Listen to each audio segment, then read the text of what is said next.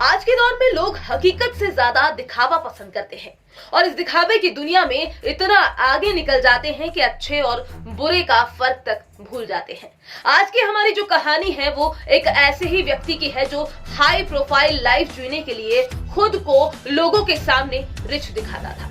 अच्छे कपड़े पहनना, बड़ी बड़ी महंगी गाड़ियों में फोटोज खिंचवाना और उन फोटोज को एडिट करके सोशल मीडिया पर अपलोड करना, ये उस व्यक्ति के शौक थे, जिससे किसी को भी उन फोटोज को देखकर ऐसा लगे कि वो व्यक्ति बहुत अमीर है। उसने सोशल मीडिया पर कई अलग अलग नामों से फर्जी आईडी भी बना रखी थी, जिनके जरिए वो लड़कियों को अपने जाल में फंसाता था। कौन था ये व्यक्ति? आखिर इसने कौन सा घिनौना काम किया था जिसके लिए उसे उम्र कैद की सजा सुनाई गई थी?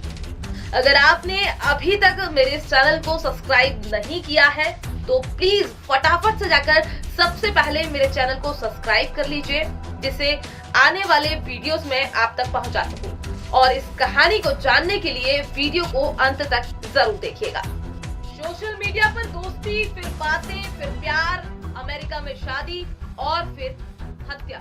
इस तरह के प्यार का अंत यही होता है। आकांक्षा को नहीं पता था कि वो जिस लड़के पर एतबार कर रही है वो उसे लग्जरियस लाइफ नहीं बल्कि मौत का उपहार देगा। आकांक्षा उद्यन से मिलने दिल्ली गई और फिर उद्यन के साथ लिव इन रिलेशनशिप में रहने के लिए भोपाल शिफ्ट हो गई। पश्चिम बंगाल की थी ये आकांक्षा। सब कुछ अच्छा चल रहा था, जैसा हर कहानी में चलता है। धीरे धीरे उद्यन की सच्चाई आकांक्षा की आंखों के सामने आने लगी और फिर वही हुआ जिसका डर था। दोनों में विवाद शुरू हो गए। आकांक्षा ने अपने घर वालों को बताया था कि वो अमेरिका में नौकरी कर रही है। शुरुआती दिनों में तो उन्होंने अपने घर वालों से फोन पर काफी बातचीत की। घर वालों को लगा कि लड़की अमेरिका में सेटल हो गई है। हर माँ बाप अपने बच्चों के लिए अच्छा फ्यूचर चाहते हैं। उन्हें खुशी हुई कि अमेरिका में हमारी बेटी सेटल है, पर ये क्या? उनकी बेटी ने उनसे झूठ बोला। कुछ समय बाद अचानक से फोन आना भी कम हो गए और धीरे धीरे फोन पर बात करने की जगह आकांक्षा व्हाट्सएप के माध्यम से अपने घर वालों से बात कर रही थी, जो कि आकांक्षा नहीं बल्कि आकांक्षा के रूप में उद्यन आकांक्षा के घर वालों से बात कर रहा था। समय बीतता जा रहा था। आकांक्षा के घर वालों को कुछ शक हुआ तो उन्होंने आकांक्षा को ढूंढने का प्रयास किया और पुलिस स्टेशन में जाकर मिसिंग कंप्लेंट दर्ज करवाई। इसके बाद पुलिस ने जांच शुरू की तो जो सच निकलकर सामने आया बड़ा ही चौंकाने वाला था। दरअसल आकांक्षा की लोकेशन भोपाल में ट्रेस हुई। उस लोकेशन के आधार पर जब पुलिस उस घर में पहुंची तो काफी देर तक दरवाजा नहीं खोला गया। पुलिस ने काफी प्रयास किए लेकिन उद्यन ने दरवाजा नहीं खोला। पुलिस ने जैसे तैसे प्रयास करके घर के अंदर कूद कर जब वो पहुंची तो वहां पर एक लड़का मौजूद था जिसका नाम था उद्यन। यही व्यक्ति जिसके बारे में हम अभी शुरुआत से लेकर अभी तक जिसका जिक्र कर रहे हैं। जब उससे पूछताछ की गई तो उसने पुलिस को चकमा देने की बहुत कोशिश की, जो कि आमतौर पर अपराधी सबसे पहले पुलिस को चकमा देने की कोशिश करते लेकिन वो सफल नहीं हो पाते। लेकिन जब पुलिस ने थोड़ी सख्ती दिखाई तो जो सच उद्यन के द्वारा बताया गया उसे सुनकर आपकी भी रूह कांप जाएगी। उद्यन ने आकांक्षा को पहले तो बड़ी ही बेरहमी से मारपीट की, उसके बाद उसे मौत के घाट उतार दिया। जिस आकांक्षा ने इस लड़के के लिए अपने माँ बाप को छोड़कर, अपने माँ बाप से झूठ बोलकर उसके साथ बिना कुछ सोचे, बिना कुछ समझे, बिना कुछ जाने उसके साथ रहने आ गई, उसे शायद अपने माँ बाप को धोखा देने की ये सजा मिली थी। उद्यन ने बताया कि आकांक्षा के सामने उसका जो सच था वो बाहर आ गया था और वो उन दोनों की बीच की बातें अपने किसी दोस्त के साथ शेयर करने लगी थी। अक्सर रिलेशनशिप में होता है कि जब दो लोगों की नहीं बनती है तो कहीं ना कहीं वो अपनी बातें किसी तीसरे को जाकर बताते हैं। यहाँ पर भी ऐसा ही हुआ, जिसके लिए उद्यन उसे बार बार मना करता था। एक दिन दोनों में बहुत बहस हुई तो उद्यन ने आकांक्षा को बहुत मारा और उसे अंत में मौत के घाट उतार दिया।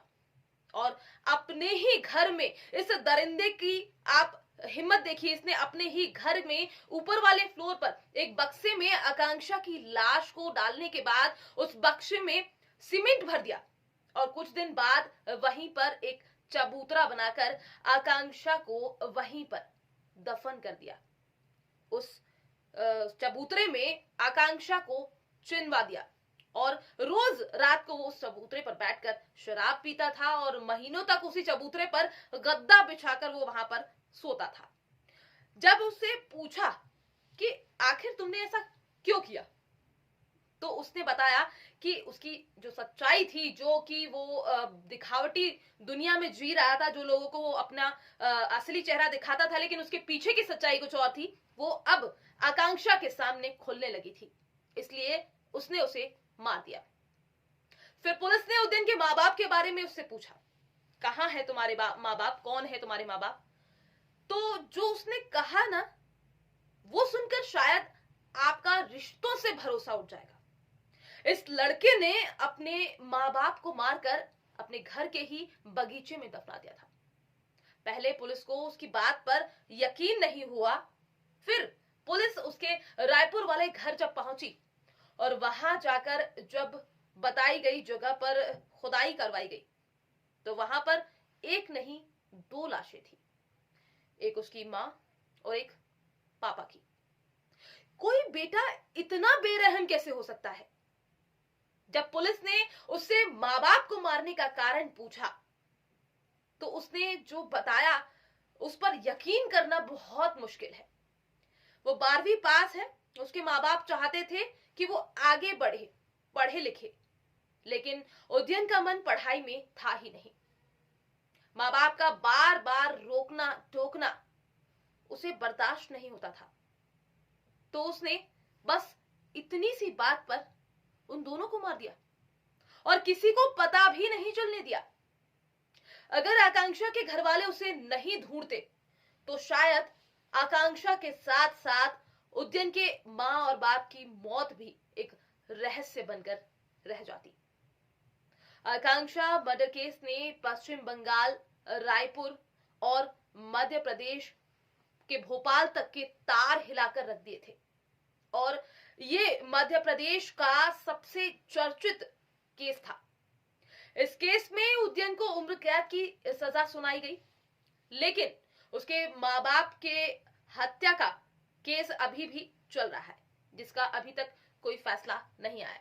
दोस्तों, इन सब कहानियों को आप तक पहुंचाने का हमारा मकसद आपको दुखी करना नहीं है, आपको हर्ट करना नहीं है। बस आपसे इतनी सी गुजारिश है कि इन कहानियों को, इन केस को सुनकर आप कुछ सीख लीजिए, जागरूक होइए, सावधान रहिए और अपने आसपास नजर बनाए रखिए।